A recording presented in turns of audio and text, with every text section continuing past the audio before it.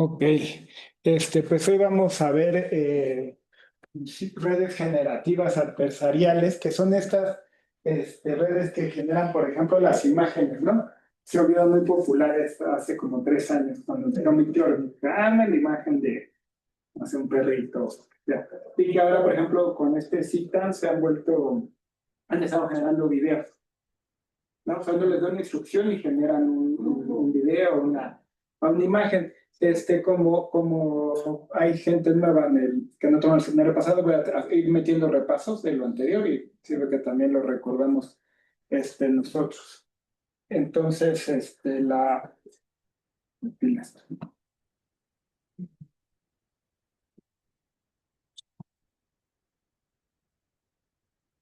es Machine Learning? Bueno, todas las saqué, son las apariencias del semestre pasado.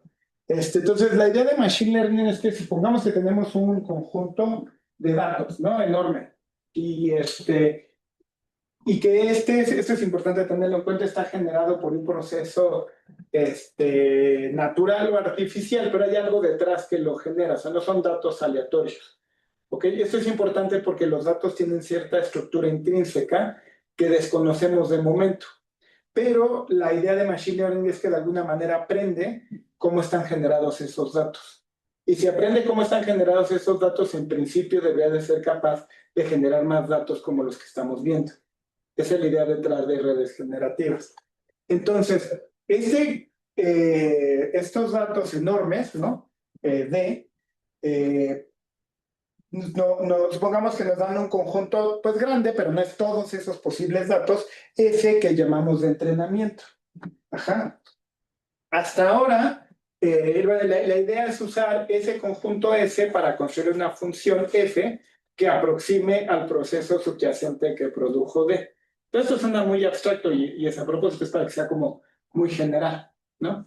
El ejemplo que vimos es el siguiente, o sea, generalmente en muchos casos de los que hemos visto hasta ahora, tenemos una entrada X que es el input y una entrada Y que es la salida, ¿no?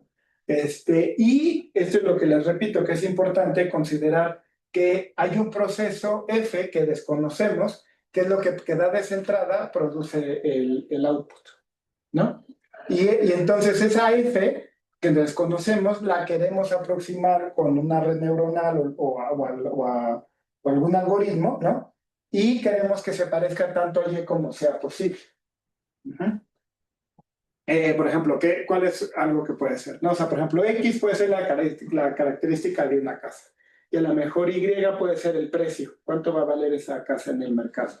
¿No? Y queremos un modelo que nos diga, dadas estas características, ¿cuánto estimas que vale? ¿No? Puede ser, por ejemplo, X un archivo de imagen y que Y sea una clasificación que lo diga que si es una foto de un gato, de un perro, de un pájaro, ¿no? Estos son los ejemplos, ¿no? Un input, la descripción de una casa y cuánto va a valer. Por ejemplo, lo que vimos la clase pasada, la descripción de una molécula y puede que nos diga características de la molécula. Y habíamos visto, por ejemplo, que si es tóxica, pero también podríamos decir, tratar de predecir cuál es el punto de ebullición, el punto de congelación. Por ejemplo, un review, ¿no? de un restaurante y queremos ver si es positivo o negativo. Esta es la F, ¿no? Entonces, de nuevo, tenemos X y tenemos Y. Y queremos como pasar de la X a la Y, ¿no? En base a esa F que vamos a construir. Solo puede ser clasificación de música, clasificación de imágenes, etcétera, ¿no? Lo que vimos el semestre pasado, un ejemplo más fácil que podríamos pensar es simplemente tenemos una función, ¿no?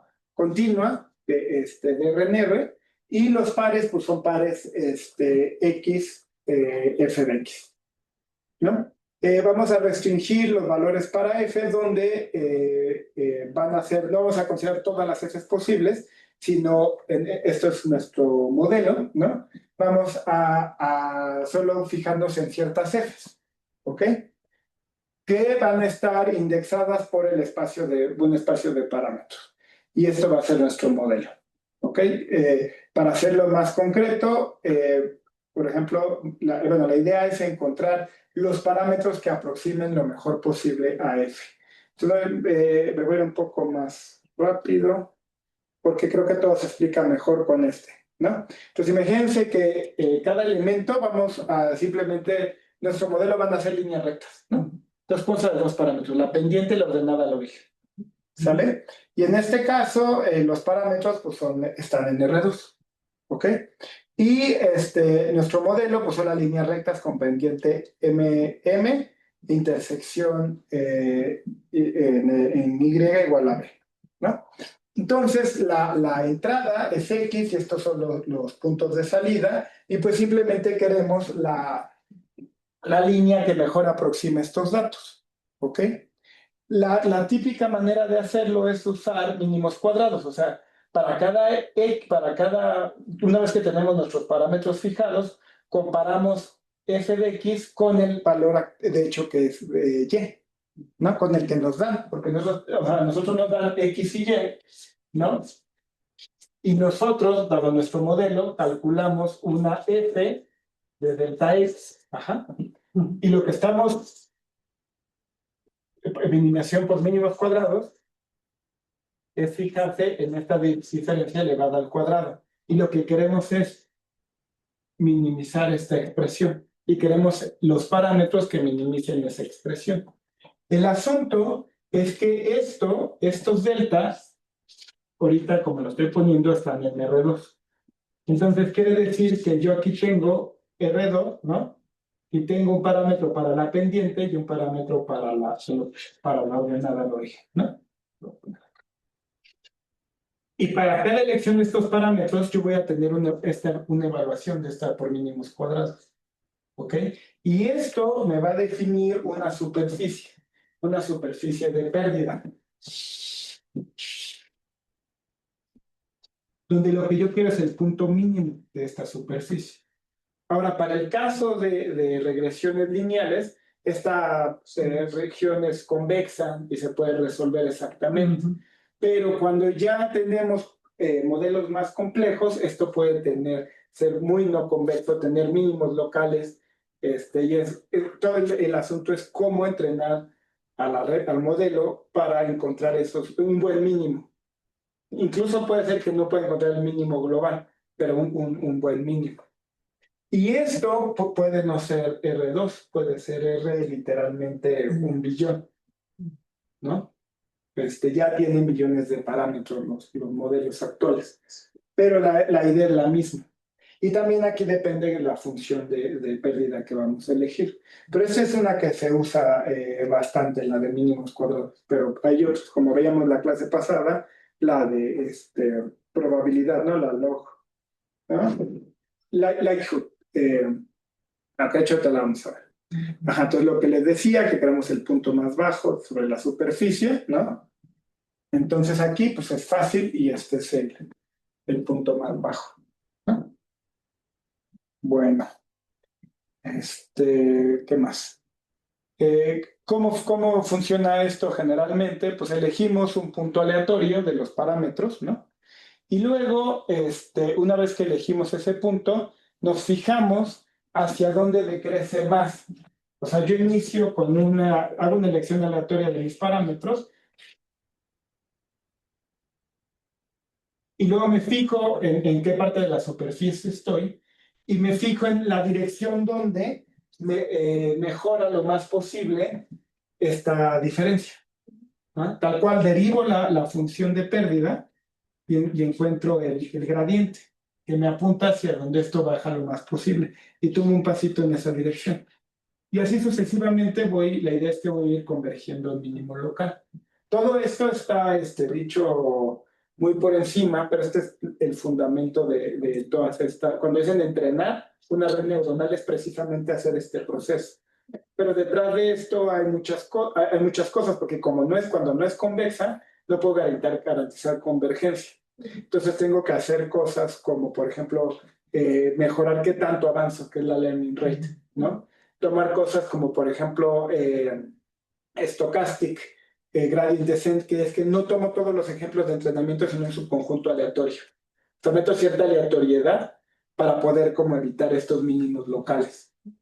Entonces, todo eso son varias técnicas que vimos por encima el semestre pasado, pero nada más para mencionar que no es tan directo como lo estoy planteando aquí.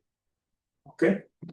Bueno, aquí está el ejemplo específico para la regresión lineal. Empezamos aquí y luego nos vamos aproximando hasta encontrar, de hecho, el mínimo local, ¿no? Y estas son las rectas como van cambiando. Bueno, esto le llaman generalmente aprendizaje supervisado, porque yo tengo la X y tengo la Y, o sea, yo sé a dónde quiero llegar. Pero hay todo un área que es aprendizaje no supervisado, donde yo solo tengo los datos, o sea, solo cuento con las observaciones de X, pero no tengo el f de X. Y ahí es qué me gustaría hacer en ese caso. Entonces, por ejemplo, algo que nos gustaría hacer podría ser generar ejemplos que sean indistinguibles de los datos reales. Es decir, entonces yo tengo un conjunto de entrenamiento, ¿no? O sea, tengo solo las observaciones X. Pueden pensar, por ejemplo, que estas son imágenes, ¿no? Una cantidad enorme de imágenes. Y ahora a lo mejor yo quiero generar nuevas imágenes, pero que sean indistinguibles de los datos reales. Esto de indistinguibles ahorita vamos a hacerlo más concreto, pero lo pueden pensar de la siguiente manera. Recuerden siempre en la mente, tengan la idea de que estos no son cualesquiera datos, estos fueron generados por algún proceso, ¿no? Físico o matemático o artificial, pero hay un proceso detrás. Entonces, la idea es que de todas las posibles, digamos, imágenes que se podrían generar, ¿no? A mí me dan un conjunto de ellos. ¿Ah? Estos son mis X.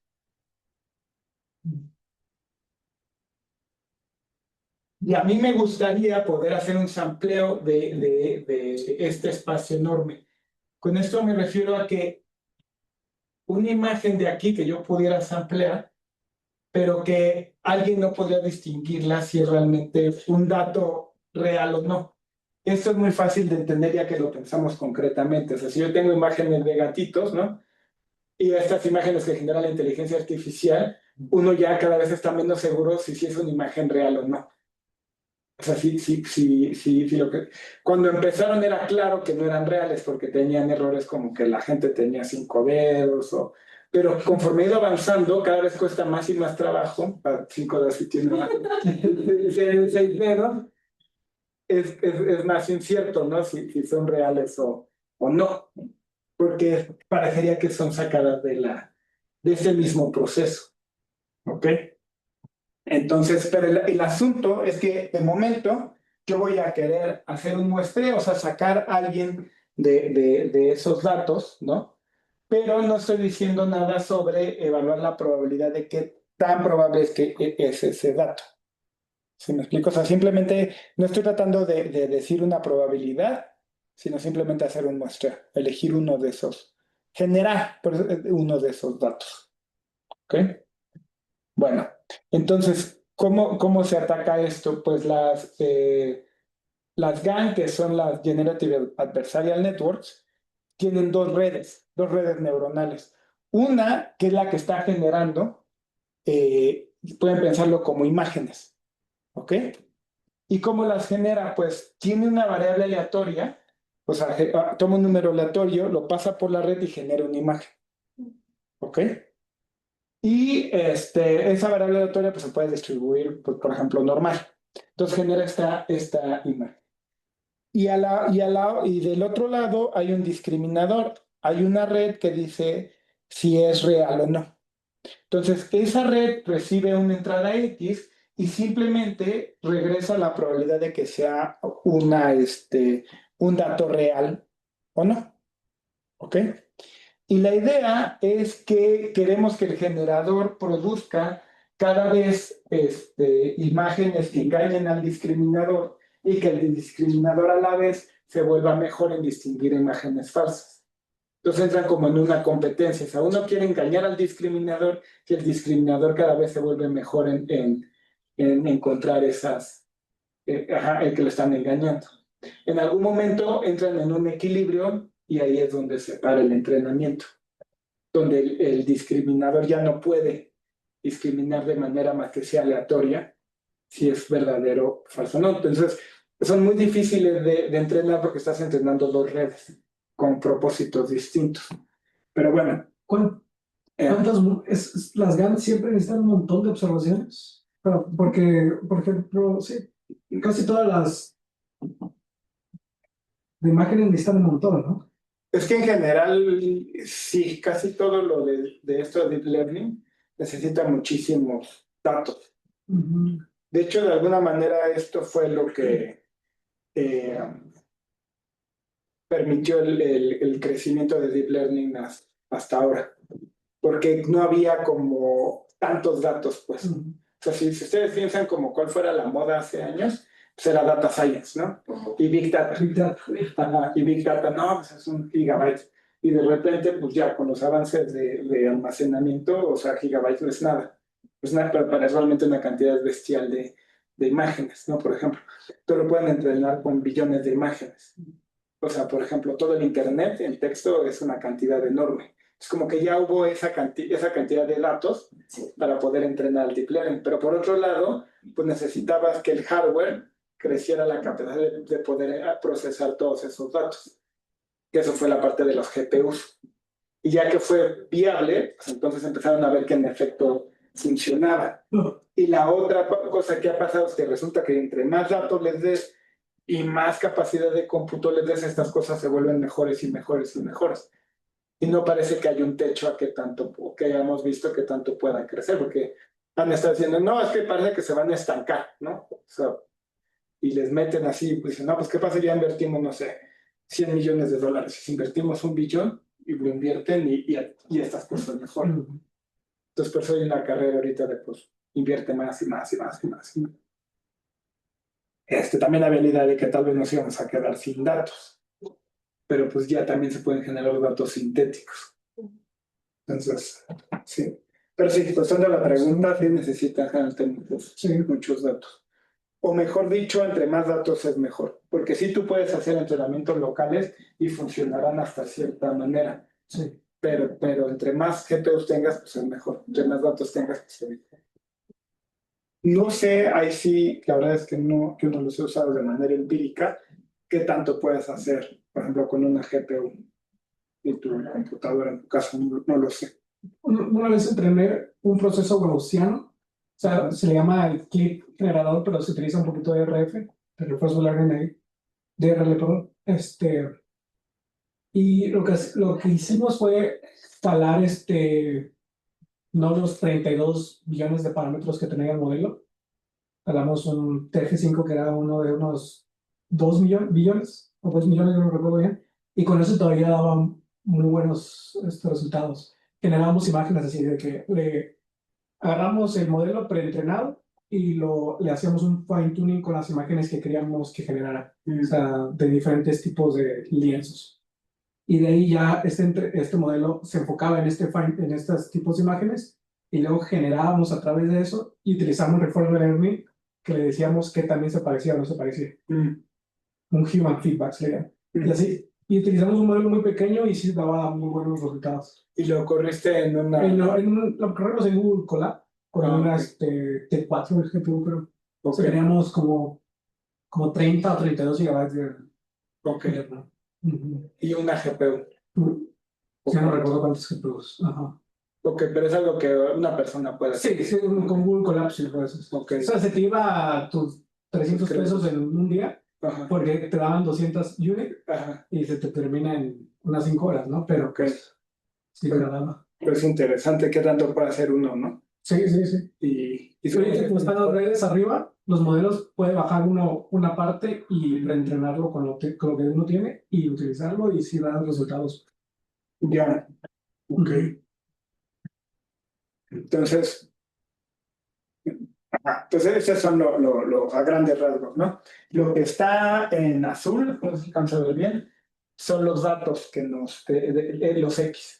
Y los que están en naranja son los datos generados.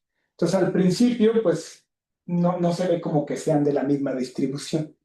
Entonces, conforme van los dos compitiendo, ¿no? Y van estas iteraciones, por ejemplo, en un principio, pues los genera, esta es la manera en que se genera. Esto es como en R2, ¿no? Como una distribución normal, pero sobre las dos variables, y poco a poco esta distribución va cambiando el cómo se genera. Y con el tiempo van aproximándose a los datos reales, con el hecho de que uno ya no puede saber si son falsos o no. Esa es toda la idea, pero siempre mantengan la idea de que esto es porque hay un proceso detrás que lo genera, que es lo que está aprendiendo la red neuronal. Entonces, bueno, un repaso sobre probabilidades, ¿no?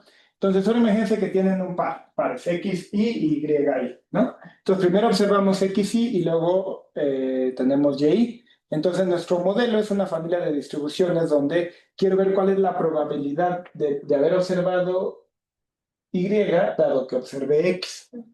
Ajá, o piénsenlo como, dado la imagen de un gato, ¿cuál es la probabilidad de que en efecto sea un gato?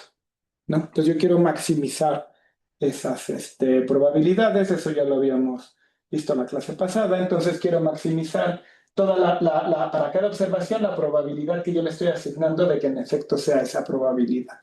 ¿Sí? Pero de nuevo, por ejemplo, en clasificación de imágenes, yo no solo digo es un gato, sino doy un vector de todas las posibilidades que puede haber, ¿no? O sea, gato, perro, etcétera.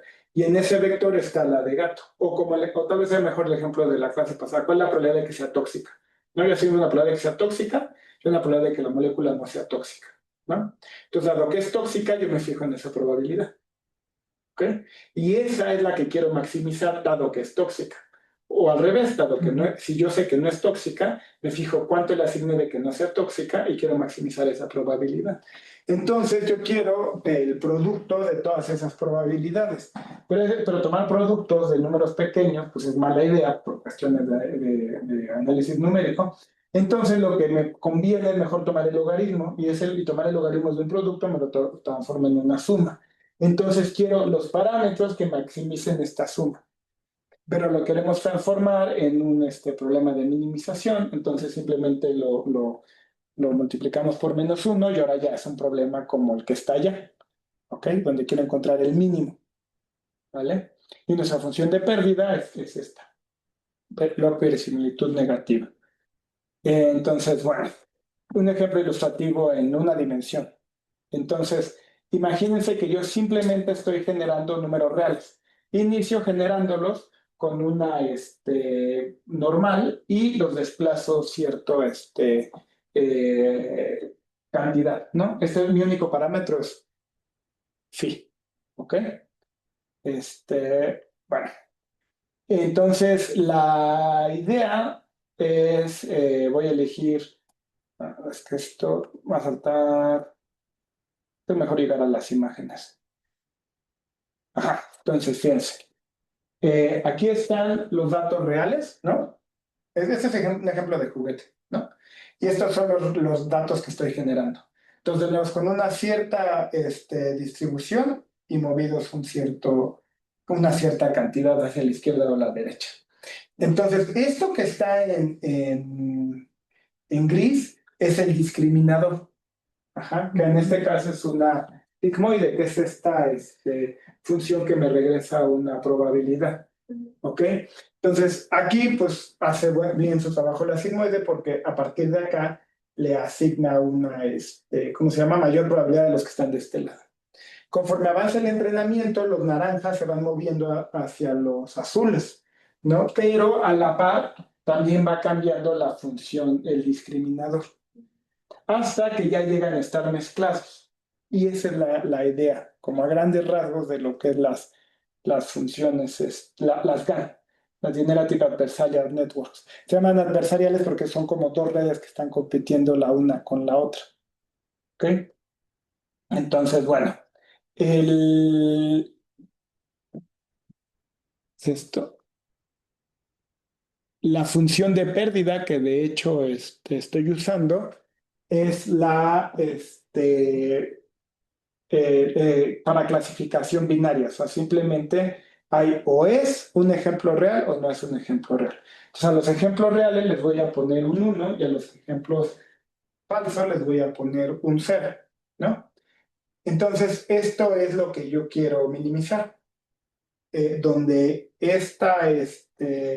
lo puedo ver como, ya que reemplazo hago la suma sobre los falsos, ajá, y los reales, entonces quiero minimizar esta expresión, fíjense, porque cuando es falso, esto me va a dar la probabilidad de que sea, bueno, esto me va a dar ¿cómo se llama? Es Y1 para, ajá, quiero que me dé uno si son, reales y cero si son verdaderos. Entonces, yo quiero que lo que me diga es que pues si es falso, pues que me regrese un cero. Entonces es uno, me da este logaritmo de esta expresión, ¿no? Esta probabilidad de que sea cero. Bueno, y si es verdadero, pues simplemente me da esta. Eso es técnico, pero si hacen las cuentas con esta clasificación binaria y estas dos etiquetas llegan a esta expresión. Pero bueno, en el momento no es muy importante.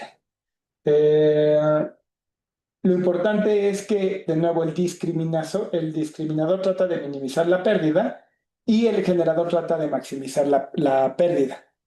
¿Ok? Entonces, lo que quiere el generador es engañar al discriminador y lo que quiere el discriminador es ver cuáles son verdaderos y cuáles son falsos.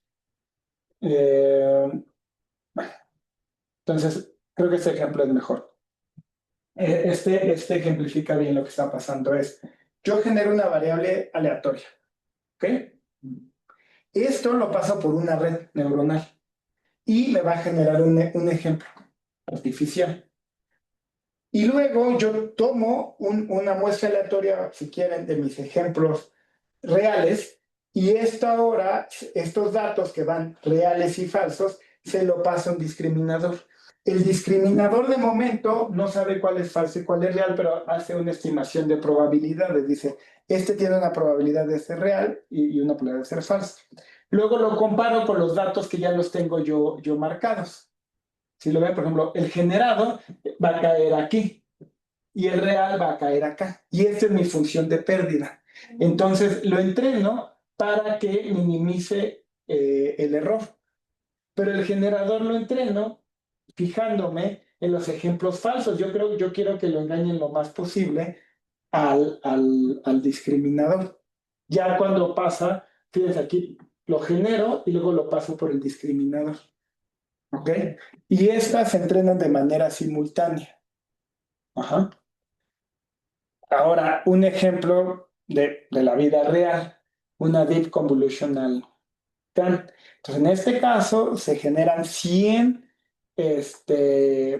números reales con distribución uniforme, ¿no?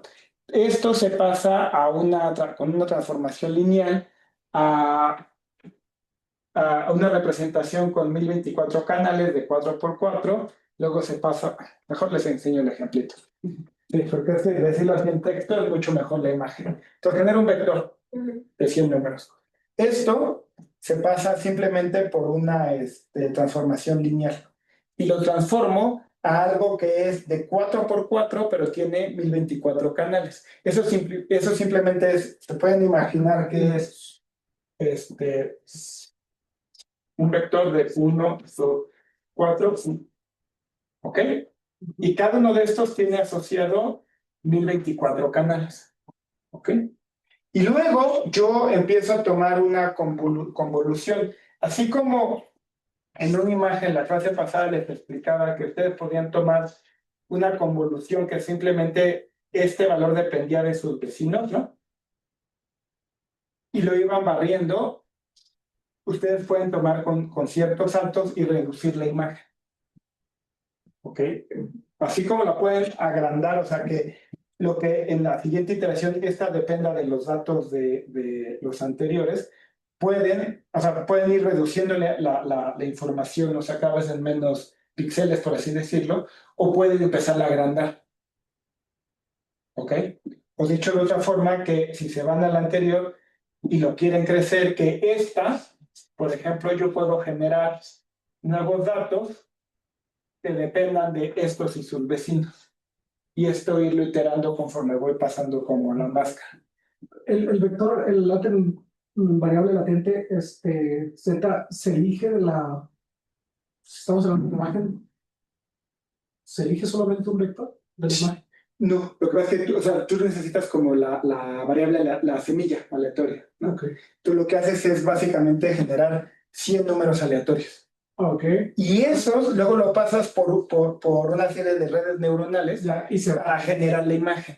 Pero ese vector unidimensional tú lo quieres convertir en una. Ajá.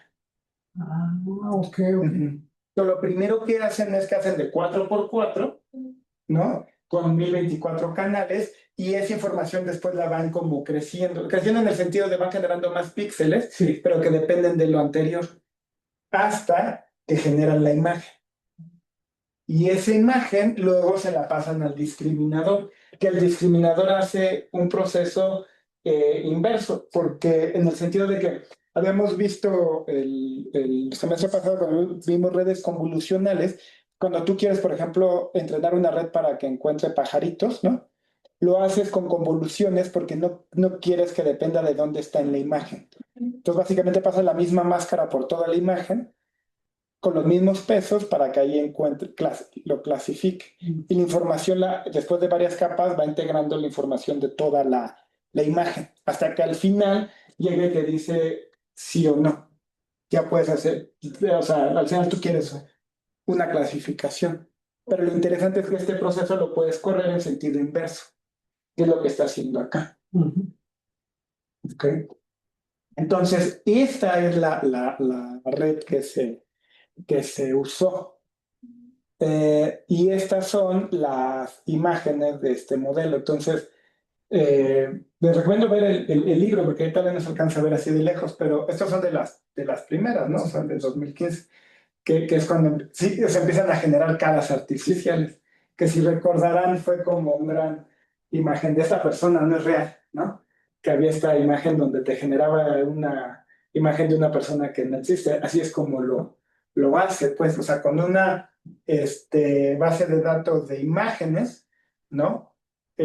Ajá, por ejemplo, esto lo entrenaron en un conjunto de datos de caras. Entonces, generando estas variables aleatorias podían generar caras, que la idea es que el discriminador no supiera si son reales o no. Y con el tiempo generan cada vez caras más y más reales, ¿no? La que sigue fue, ¿qué es? Eh, Otra, ImageNet, que es otro conjunto de imágenes, ¿no? Este es otro conjunto de imágenes, ¿no? Le digo que estos no se alcanzan a ver, bueno, o sea, se ven borrosos, pero o sea, era como el estado del arte hace 11 años, como cuartos, ¿no? Pero ahora ya lo hacen bastante bien. Pero esa es la idea detrás. Eh, el asunto que es importante es que es difícil, o sea, como que requieren como la elección de metaparámetros, hiperparámetros, por así decirlo. O sea, ¿cómo vas a diseñar la red? En muchas aplicaciones de Deep Learning pareciera que no importa mucho cómo lo hagas, sino simplemente que tengas el cómputo suficiente. Pero aquí sí fue importante las decisiones, o sea, que usaron unas convoluciones con paso para su muestreo y sobre muestreo, el batch NOR, que es una normalización del batch, un poco técnico, el que tuvieron que usar una leaky ReLU para discriminar, un Alan con coeficiente de momento más bajo del usual, pero todo esto lo que les quiero decir es que requirió como esta selección bien de los parámetros, no es tan, de comillas, fácil como entrenar otras redes, entonces sí requiere como más artes. Algo que es interesante de estas redes adversariales es que encontraron que a veces hacen como trampa, pues, o sea, por ejemplo, y eso si lo piensas un rato, pues sí, el generador puede que produzca muestras, pero como muy específicas, como solo tratas de engañar a la red, o sea, a lo mejor pues te das cuenta que si generas algo aquí chiquito, justo ahí le cuesta trabajo y entonces vas a estar generando, por ejemplo, no sé, solo de hombres con barba, ¿no? Pues a lo mejor tienes una imagen enorme, pero capaz que la puedes engañar con eso y como empieza a converger a ese valor, en vez de tú poder generar, tú quisieras poder ampliar de toda la distribución, pero a lo mejor termina encontrando un pedacito de donde estás sacando los datos, ¿no? Y puede ser que incluso en ese mod dropping de un pedacito pequeño, pero incluso puede ser que esté generando siempre los mismos. O sea, ignora las variables latentes, las tira a la basura y te genera las mismas datos de uno o dos puntos. O sea, si ya te engaño con esto, pues ¿para qué genero todos los demás? La ley del mínimo esfuerzo. Ajá, ajá. Exacto, si engañas a la red con esto, pues generas eso. Entonces, aquí es el ejemplo de mod collapse, de justo los datos que engañaban al discriminador y siempre generaba, ¿no? Estos mismos de datos. Sí, o sea, los ejemplos son de baja calidad y, y muy similares, ¿no? Esta clase estuvo complicada porque esta parte está fácil y lo que me gustó es que lo que viene, que es como más matemáticamente más complejo, pero como que si ponía todo en la misma clase iba a ser demasiado. Entonces, la próxima clase seguimos más sobre este tema, pero ya sobre la parte de las distribuciones de probabilidad y demás. Pero bueno, pues aquí hasta ahora. ¿Dudas, comentarios?